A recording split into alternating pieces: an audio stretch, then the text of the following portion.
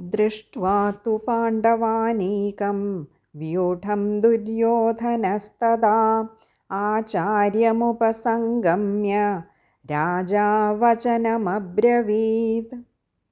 ദൃഷ്ട്വ കണ്ടിട്ട്, പാണ്ഡവാനീകം പാണ്ഡവരുടെ സൈന്യത്തെ, വ്യൂഢം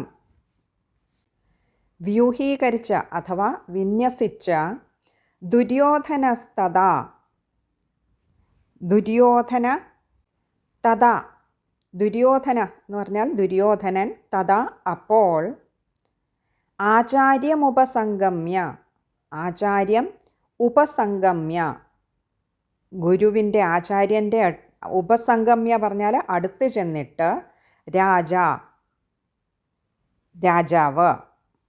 അഥവാ രാജാവായ, വചനമബ്രവീത് വചനം അബ്രവീത് വചനം എന്ന് പറഞ്ഞാൽ വാക്കുകൾ, അബ്രവീത് പറഞ്ഞു. വ്യൂഹം ചമഞ്ഞു നിൽക്കുന്ന പാണ്ഡവ സൈന്യത്തെ കണ്ടിട്ട് ദുര്യോധന മഹാരാജാവ് തൻ്റെ ആചാര്യനായ ഗുരുവായ ദ്രോണാചാര്യരുടെ അടുത്ത് വന്നിട്ട് ഇപ്രകാരം പറഞ്ഞു. ഒരു പക്ഷേ ശ്രീകൃഷ്ണ ഭഗവാൻ അടക്കമുള്ള ആ പാണ്ഡവരുടെ സൈന്യബലത്തെ കണ്ടപ്പോൾ ദുര്യോധനന് ഉള്ളിലുണ്ടായ ഒരു ഭയമാകാം ഗുരുവായ ദ്രോണാചാര്യരുടെ അടുക്കലേക്ക് എത്തിച്ചത്. ജന്മം കൊണ്ട് തന്നെ ബാഹ്യമായ അന്ധത ധൃതരാഷ്ട്രനെ ബാധിച്ചിരുന്നുവെങ്കിലും ആ അന്ധത മക്കളായ കൗരവർക്കുണ്ടായിരുന്നില്ല.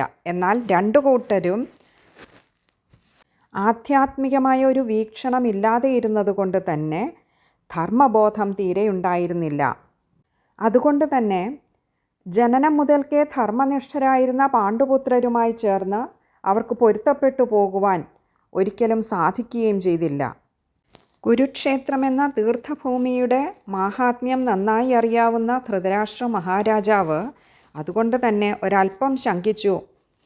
ആ തീർത്ഥസ്ഥലത്തിൻ്റെ സ്വാധീനശക്തിക്ക് അധീനരായിട്ട് തൻ്റെ പുത്രരായ കൗരവർ ഏതെങ്കിലും തരത്തിലുള്ള ഒത്തുതീർപ്പിന് തയ്യാറാകുമോ, ഏതെങ്കിലും ഒരു രാജ്യമോ അല്ല ഒരു ഗ്രാമമെങ്കിലുമോ ആ പാണ്ഡവർക്കായിട്ട് വിട്ടുകൊടുക്കുവാൻ തൻ്റെ പുത്രന്മാർ തയ്യാറാകുമോ എന്നുള്ള ഒരു ആശങ്ക കലർന്ന ചിന്തയാണ് ധൃതരാഷ്ട്ര മഹാരാജാവിനെ കൊണ്ട് സഞ്ജയനോട് ആ യുദ്ധക്കളത്തിൽ നടക്കുന്നത് എന്താണ് എന്ന് അറിയണമെന്നൊരാഗ്രഹം പ്രകടിപ്പിക്കുന്നതിലേക്ക് നയിച്ചത്. ഇവിടെ ദുര്യോധനനുണ്ടായ ഭയം നീക്കുവാൻ ഏറ്റവും ഉത്തമനായ വ്യക്തി ഒരു ഗുരുവെന്ന നിലയിൽ മാത്രമല്ല, നല്ലൊരു രാഷ്ട്രതന്ത്രജ്ഞൻ എന്ന നിലയിലും ദ്രോണാചാര്യർ തന്നെയാണ് ഉത്തമമായ വ്യക്തി എന്ന് ദുര്യോധനന് നന്നായി അറിയാമായിരുന്നു. സേനാബലം കൊണ്ട് നോക്കിയാൽ 11 അക്ഷൗഹിണികൾ ഉണ്ടെങ്കിൽ പോലും 7 അക്ഷൗഹിണികൾ മാത്രമുള്ള പാണ്ഡവപക്ഷത്ത് നിൽക്കുന്ന ശ്രീകൃഷ്ണ ഭഗവാന്റെ മഹത്വം കൊണ്ട് തന്നെ അവർക്ക് ജയിക്കുവാനുള്ള സാധ്യത കൂടുതലാണെന്ന് ദുര്യോധനൻ അറിയാമായിരുന്നു. ഇത് പിന്നീടൊരു വേള സഞ്ജയൻ പറയുന്നുമുണ്ട്.